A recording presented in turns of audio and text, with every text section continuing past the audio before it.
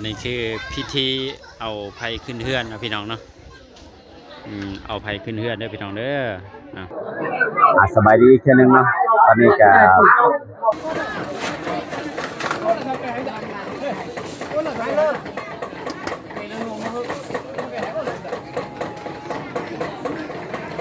ชีแว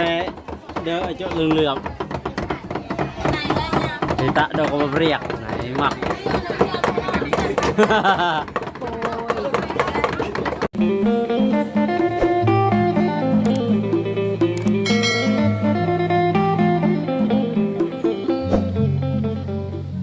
นนี้ชื่อพิธี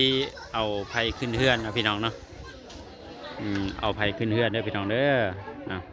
กำลังเอามาจากบ้านอื่นเนาะแล้วก็มาที่บ้านเจ้าบ่าวตอนนี้เนาะมาฮับเอาเจ้าสาวไปบ้านเจ้าบ่าวในฮีตของประเภทนี้ของชนเผ่าบรูพี่น้องไงทั้งชนเผ่าบรูของเมืองตุ้มล้านพี่น้องเนาะตอนนี้ก็เอาไผ่ขึ้นเฮือนเนาะอันนั้นคือเครื่องของไผ่ที่จะเอาไปขึ้นเฮือนเนาะตอนนี้กำลังแบกเครื่องแบกของขึ้นเฮือนเนาะอันนี้คือเพื่อนเจ้าสาวหลายๆคนนี่เนาะเพื่อนเจ้าสาวที่มานำเนาะเดี๋ยวมื้อนี้เราจะทายพิธีการผูกแขนนี่ยังต่างๆระหว่างเจ้าสาวเจ้าบ่าวเนาะแล้วก็ให้ทุกคนได้เห็นกันเกี่ยวกับการวิธีการลมเรื่องคาดองเนาะทั้งฮีตของประเพณีของชนเผ่าบรูตุ้มลานนี่คาดองมันจะลมในมื้ออื่นเนาะพี่น้องเนาะแต่มื้อนี้จะมารับเอาเจ้าสาวมาเฮือนก่อนเนาะรายการงานผูกแขนนี่ยังต่างๆก็เป็นมื้ออื่นนะลมเรื่องคาดองก็เป็นมื้ออื่นพี่น้องนะทั้งเจ้าบ่าวและก็เจ้าสาวแบบคล้ายๆว่าพี่น้องกันเนาะคล้ายๆพี่น้องเนาะ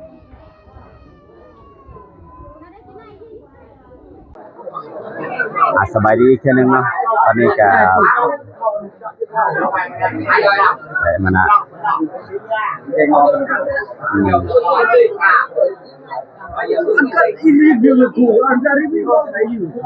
chưa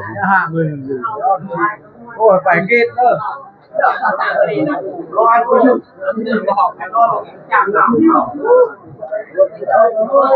là chiche là cho vào cho sao chiche riêng nữa trẻ có chơi hả ตอนนี้ก็กำลังบาสีสุพรรณอยู่นะครับผมคุณยายน้องไอทีก็มานะครับผมเสื้อสีชมพูอุ้ยสีบัวบ่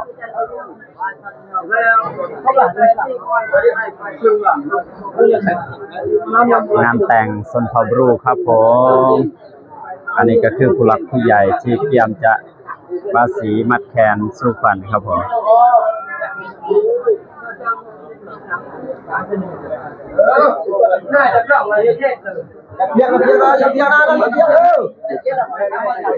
อันนี้ก็เป็นประเพณีครับผมคือเพื่อนบ้านมาร่วมครับว้าวนี่ยืนอย่างเดียวคุณยายน้องไอที่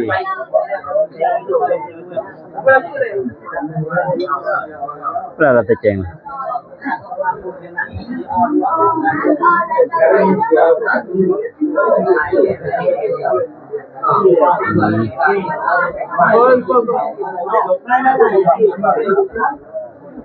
tao nhẹ từ lại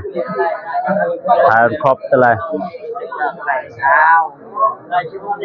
hai khóc quay từ lại giờ vẫn một con như nè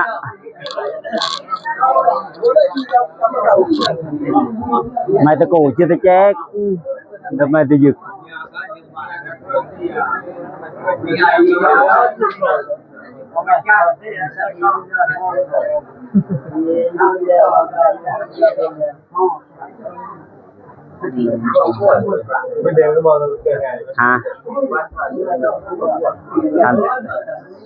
rumah ring jir hamnum kaya koi rumah ring hamnum nào ni tadi ruak vala koi no ni tadi ruak di thay oh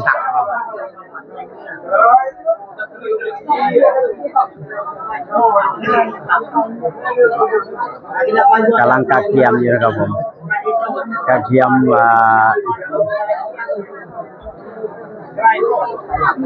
คนละบาท2 บาทครับผมกระเทียมที่จะมัดแขนเจ้าบ่าวเจ้าสาว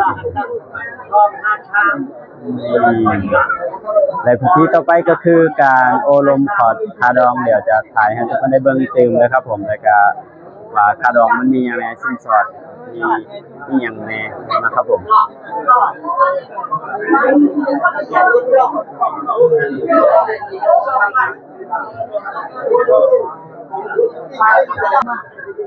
โซโลมอนก็คือ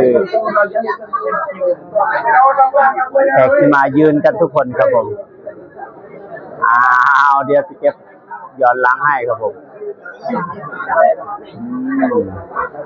นี่พากันยืนมาเบิดเลยครับนี่กันเจ้าบ่าวพากันยืนเบิดแล้วพากันยืนแล้ว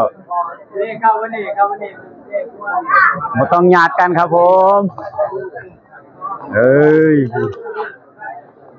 นี่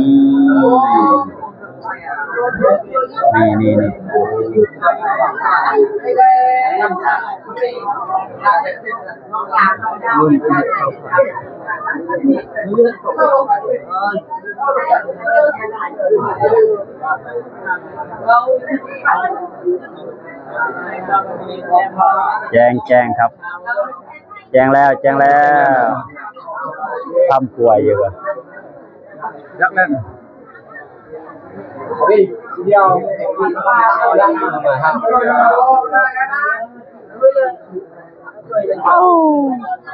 งานกันตะพื้นครับ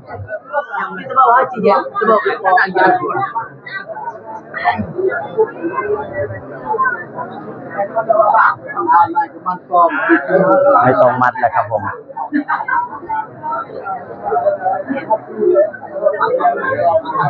นี่ผมไม่ต้องมัดแล้วยืมมือมากครับผมยืมมือมากเดี๋ยวผมเอาให้ครับอันนี้คือพิธีเอาถอยได้เบื่อมือถอยถ้าดูแล้วด้วยคือพ่อแม่ของเจ้าบ่าวเจ้าสาวครับพ่อแม่ของเจ้าบ่าวครับผมเพื่อนเจ้าบ่าวและเพื่อนเจ้าสาวมาเต็มเลยพี่น้องจะหลายเพื่อนเจ้าสาวจะอยู่ข้างหลังโน้นจะอยู่ข้างด้านหลังโน้น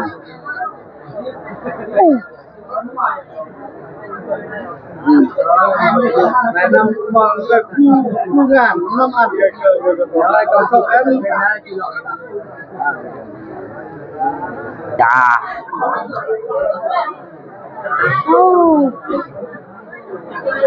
เอาเด้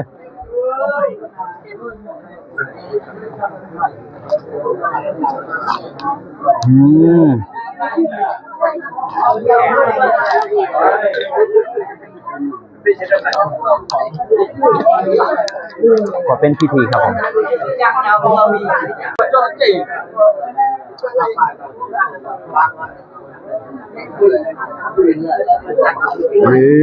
ลอง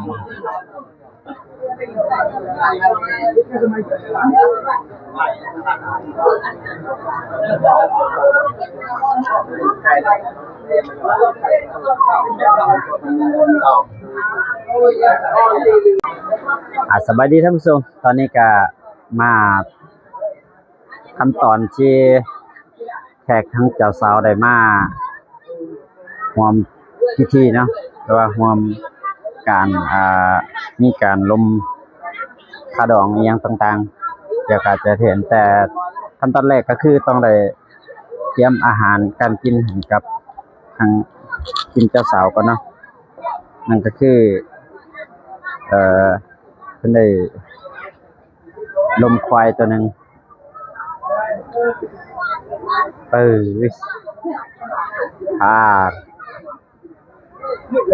ไม่มาเต็มเลยพี่น้องเนาะแขกทั้งเซตเจ้าสาวด้วยพี่น้องด้วย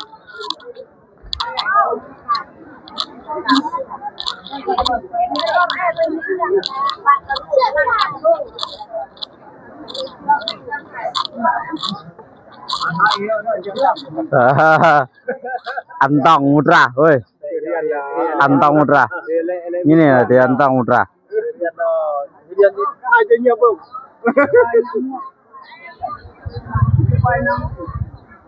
Jangan tong murah. Tang jangan.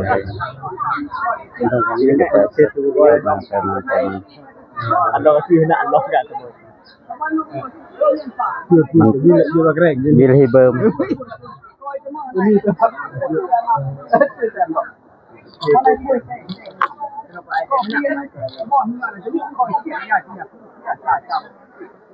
อันนี้คืองานสุพอหรือว่างานลมสิ้นสอดหรือว่าเป็นระเบียบระหว่างสองคนเนาะระหว่างฝ่ายหญิงและฝ่ายชายพี่น้อง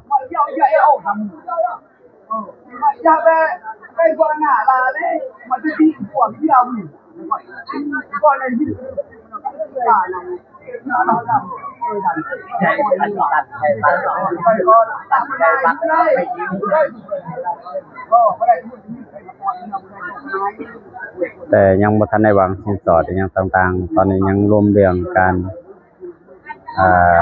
มาในมื้อนี้เนาะว่าถึกนัดถึกยามได้หยังต่างๆ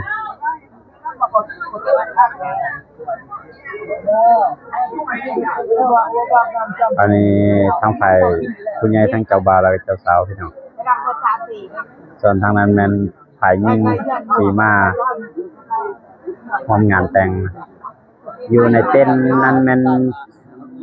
ผู้ใหญ่ที่เพิ่นได้มีการเชิญเนาะมีบัตรเชิญข้างในแต่ทางนี้จะเป็นเพื่อนบ้านเนาะหรือว่า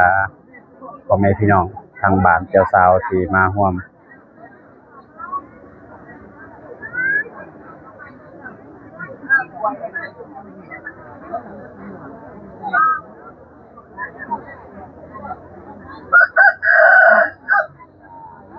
เดี๋ยวจะเห็นวิธีการวางสินสอดแต่อาจจะรอท่ากันจักหน่อยเนาะในตอนนี้คือวิธีการโอลมในเบื้องต้นนะในเบื้องต้นระวังฝ่ายหญิงและฝ่ายชายเนาะเพราะว่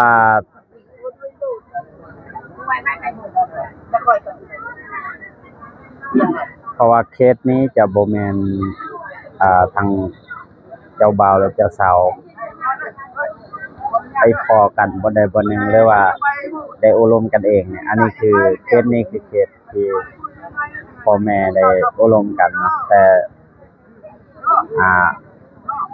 เจ้าบ่าวและเจ้าสาวก็เห็นดีตกลงนำพ่อแม่เนาะที่ว่าจะแต่งงานกันยังบ่ได้ถึงขั้นว่า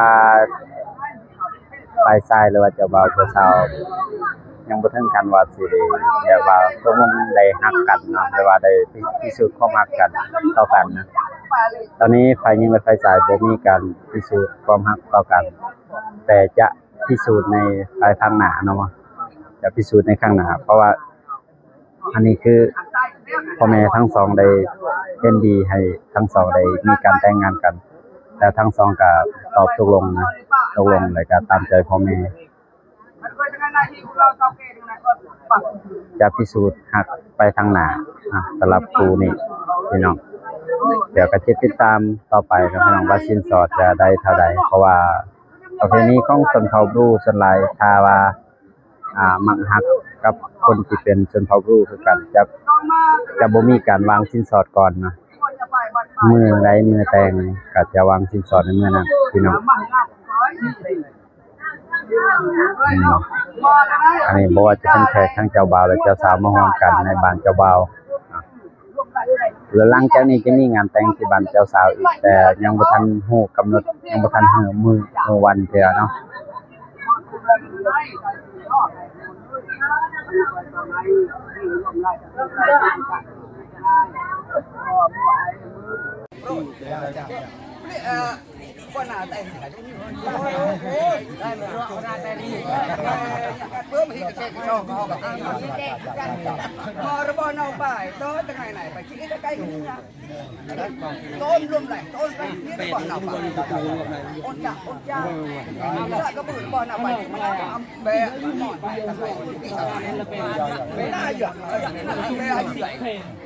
กระแจเล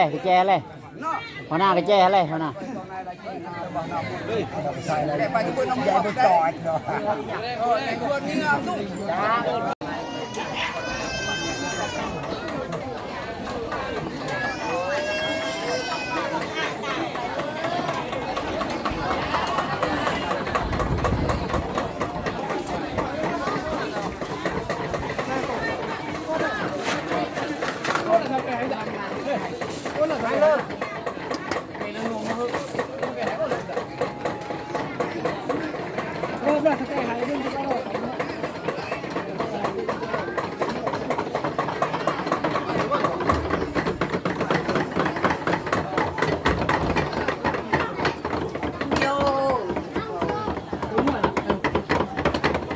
ชีแว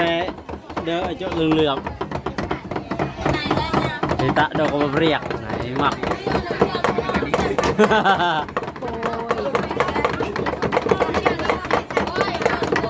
เดี๋ยวก็ยากเลยตาอ่อนเนาะเราเลยมาวันนอกพาจวดไอ้มักจ้าโอ้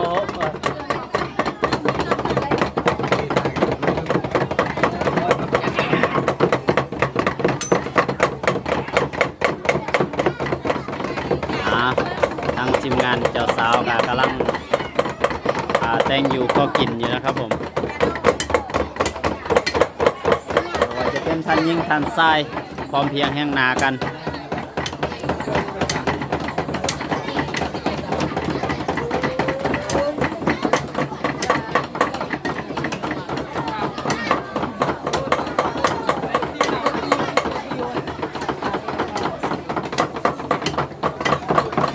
ลาบเหนียวตุ้มล้านครับผม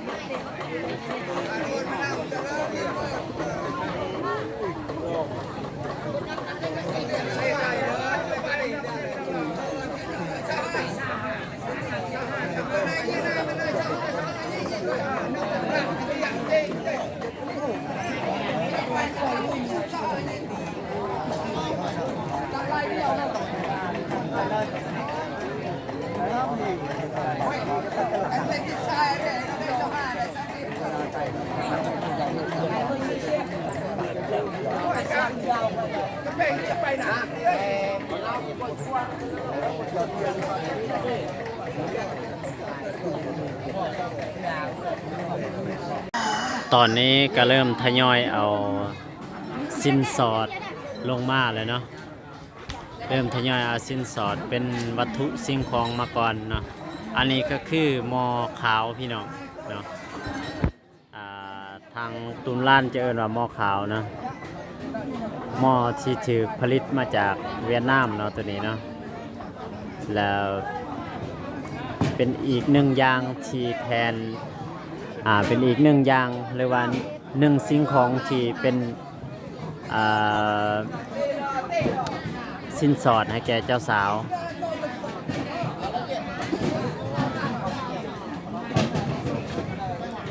มีหลายซ้ำใดก็ยิ่งเป็นการบ่งบอกถึงความฮักความสามัคคีระหว่างครูบ่าวสาวเนาะหรือว่าความจริงใจต่อพ่อแม่ของครูบ่าวสาว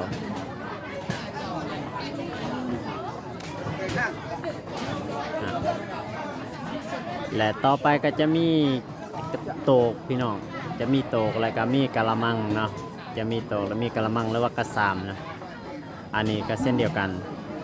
กระจุมจะบ่งบอกถึงความหักความสามัคคีและก็ความ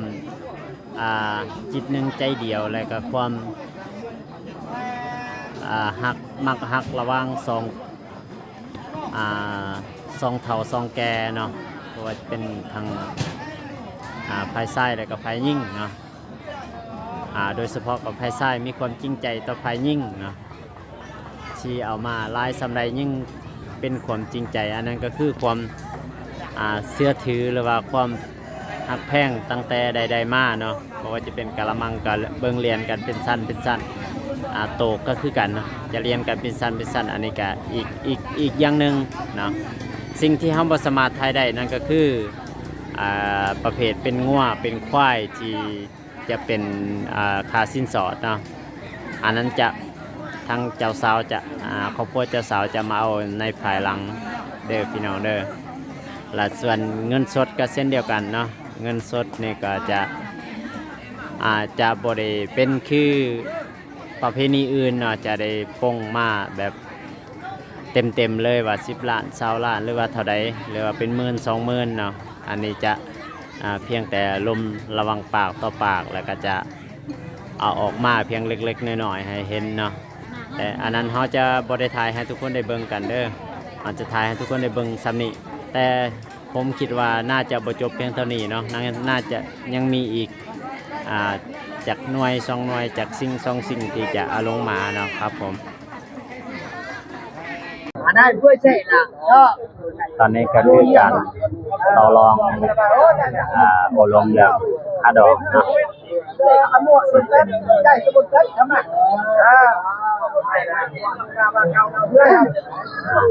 เจนเงินบอกพี่น้องเนาะเงินในกระโออันนั้นเนาะหรือว่ากระบวยอันนั้นที่เป็นเงินสดที่เป็นเงินสดแต่บ่ฮู้ว่าจำนวนเท่าใด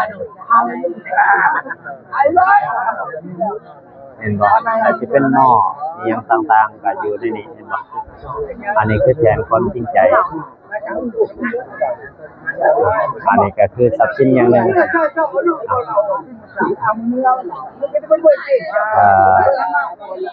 อันนี้อันนึงจะเป็นราคาอยู่ประมาณ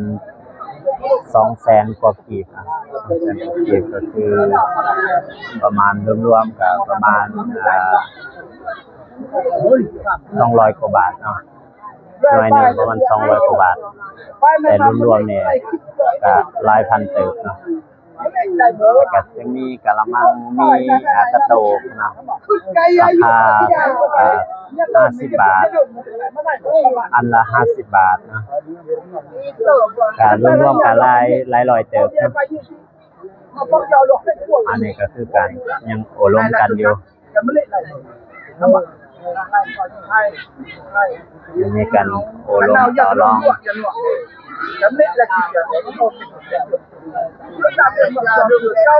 ในทั้งฝ่ายเจ้าสาวได้โอลมกันเนาะได้ลมแล้วก็ได้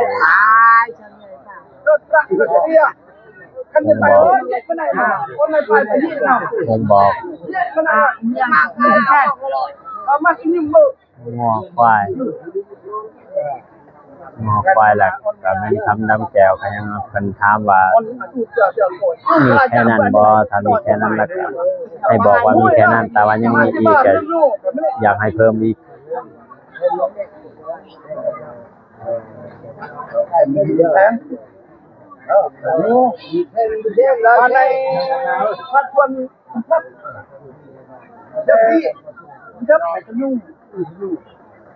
ถ้าจะทึกบ้านกับน้องเลยนะเราจะเช็ดบ้านเราที่เถอะท่านประจับได้เอาไปจับได้รถของยังไปนี่เราตุ้มแล้วก็เอาตั้งสนใจเรื่องตรงไหนครับหมอมาไหนเดี๋ยวพวกนี้เราจะได้มาไหนด่าดีเกียร์ตาโน้มก็กระไรทุกคนเลยสิได้ให้เบิ่งซ้ำนี่เนาะพี่น้องเนาะการโอลมก็สิได้โอลมแบบนี้กันตลอดเนาะจนว่าทางครูได้จนว่าทาง2 ฝ่าย เอกภาพกันและก็เหมาะสมที่จะปิดหรือว่าที่จะยึดในการต่อรองกันเนาะขอบคุณสำหรับการรับชมเด้อต้องขอบคุณหลายๆนะคลิปนี้ก็สิจบเพียงเท่านี้ขอบคุณทุกคนที่แวะมารับชมกันแล้วกันเด้อบ๊ายบาย